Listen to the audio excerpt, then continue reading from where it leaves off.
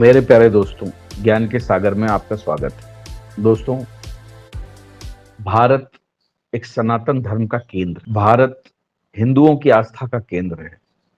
भारत सदियों से हिंदुओं के रहने के स्थान है। यही कारण है कि भारत में हर नदी का नाम हिंदुओं के नाम पर है। भारत के हर पहाड़ का नाम हिंदुओं के नाम पर है। मुगलों के आने से पहले पूरा जो विश्व था वो सनातन धर्म से ही, ओडिया चले जाइए, लाओस चले जाइए, इंडोनेशिया चले जाइए, बाली चले जाइए, सुमात्रा चले जाइए, यहां तक कि ईरान जैसे देशों में भी आज भी जब खुदाई होती है तो हिंदुओं के ही प्रतीक चिन्ह निकलते हैं। क्यों? क्योंकि सनातन धर्म पूरी दुनिया में फैला हुआ था। लेकिन धीरे धीरे जब विधर्मियों के आक्रमण बढ़े और हिंदू कायर होते चले गए तो धीरे धीरे हिंदू जो है, हिंदुओं का राष्ट्र सनातन धर्म सिमटता सिमटता भारत तक आ गया। और अब ये आखिरी भूमि भारत की बची हुई है जो कि हिंदू जिसको अपना कह सकते हैं। यस, हिंदुओं का यही एक राष्ट्र बचा हुआ है, यही एक हिंदुओं की जगह बची हुई है।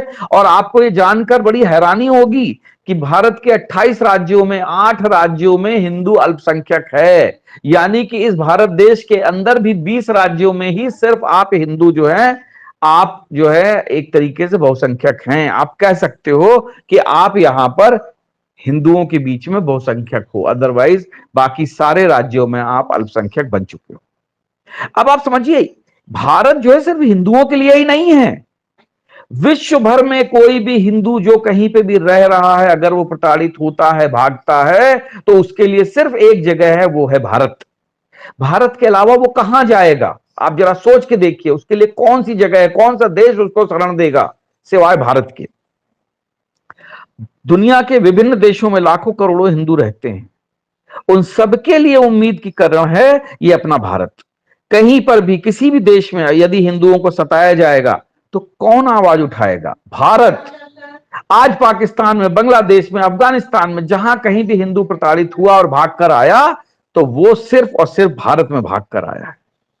बहुत सारे हिंदू दूसरे देशों में चले गए हैं, बस गए हैं, नौकरी कर रहे हैं, लेकिन उनको समर्थन करने वाला विश्व भर में अगर कोई एक राष्ट्र है, कोई एक जगह है, तो वो भारत है। भारत विश्व के हर क्षेत्र में रहने वाले हिंदुओं के लिए एक आवाज है, एक सपोर्ट है। अगर भारत नहीं तो आप सोचिए आप कहां जाएंगे? आपको कौन अपने वहां रखेगा? इस्लामिक देश 57 है, 57 मुस्लिम कंट्रीज हैं। क्या कोई हिंदू इस्लामिक देश में शरण ले सकता है? जी नहीं। वहां पर आप बाहरी कहलाएंगे, विदेशी कहलाएंगे, काफिर कहलाएंगे, और आप वहां पर एक प्रताड़ित का जीवन जिएंगे। और ऐसा जैसा कि हर जगह हो रहा है। आप सोचिए, भारत के ही हिंदू नहीं जबकि विदेश के जो हिंदू हैं वो भी भारत को अपनी जन्मभूमि मानते हैं। और यही कारण है कि पूरी दुनिया में कोई भी हिंदू, जब किसी का कोई कहीं पर भी कोई अगर मृत्यु होती है तो उसका भले अंतिम संस्कार वहां कर दिया जाए, लेकिन फिर भी अस्थि विसर्जन के लिए वो भारत की गंगा नदी, यमुना नदी, गोदावरी नदी, नर्मदा नदी, ये जो पवित्र 5 नदियां हैं, इन्हीं को ही चुनता है, क्योंकि उसको पता है कि उसके लिए यही एक देश है। आप सोचिए, मुसलमानों के साथ कहीं पे भी अन्याय होता है तो सारे इस्लामिक मुल्क उसके लिए खड़े हो जाते हैं, लेकिन हिंदुओं के साथ अन्याय होता है तो कौन खड़ा होने वाला है? जरा कभी सोच के देखिए। यूएनओ तक आवाज चली जाती है मुस्लिमों की, लेकिन हिंदुओं के लिए कौन है? हिंदू राष्ट्र है कोई? तो क्यों नहीं हिंदुओं को अपने हिंदू राष्ट्र के लिए एक ऐसे देश की मांग करना चाहिए जो हिंदुओं का ही हो, जिसको कि आप हिंदुओं की जन्मस्थली, हिंदुओं का राष्ट्र कह सकें। ईसाइयों के देखिए, बाकी 121 122 देश जो हैं वो ईसाइयों के हैं। कोई भी मुसीबत आती है सारे ईसाई एक साथ खड़े हो जाते हैं। हर ईसाई देश एक दूसरे को सपोर्ट करने के लिए तैयार है। लेकिन हिंदुओं का देश कौन सा है सिवाय भारत को छोड़ के? तो दोस्तों, ये बात आपको समझनी पड़ेगी। सेकुलरिज्म बहुत अच्छा लगता है जब तक वो किताबों में होता है, लेकिन किताबों से उतरकर अगर हमारे जीवन में आ जाता है तो हिंदुओं का हाल कश्मीर जैसा होता है, पाकिस्तान जैसा होता है, बांग्लादेश जैसा होता है, अफगानिस्तान जैसा होता है और दुनिया के अन्य मुल्कों जैसा होता है। दोस्तों, सेकुलरिज्म सिर्फ एक धोखा है, छलावा है। यह आपको कायर बनाने की एक टेक्निक है। आपको कायर इसी सेकुलरिज्म के चलते बनाया गया ताकि आप मुंह न खोल सकें, लोगों से कह न सकें कि आप हिंदू हैं। जब ये कहा जाता है गर्व के साथ कहिए आप हिंदू हैं, तो आप शर्माते हैं, झिझकते हैं।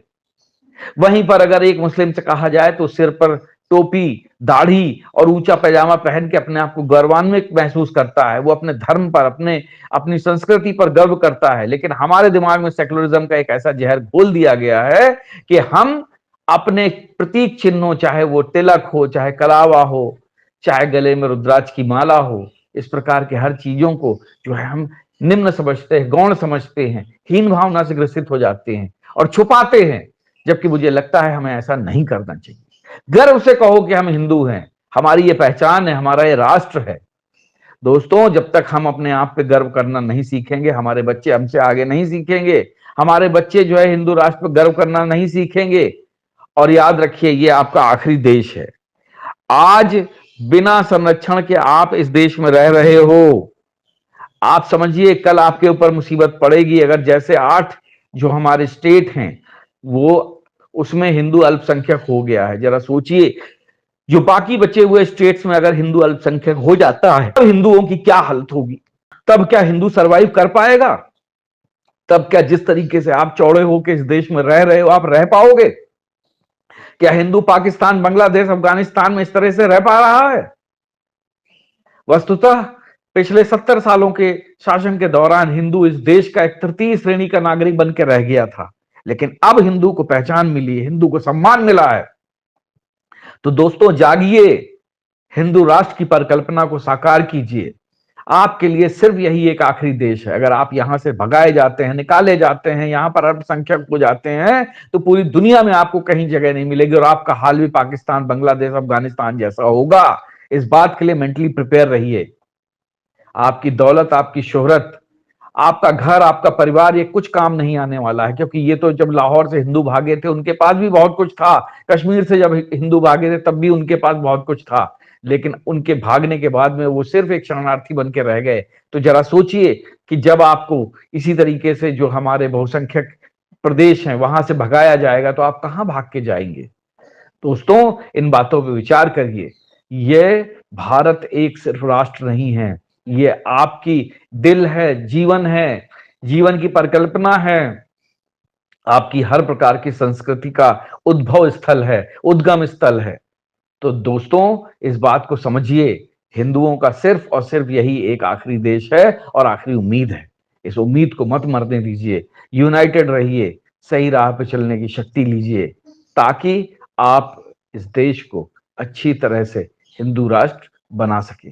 जय हिंद, जय भारत।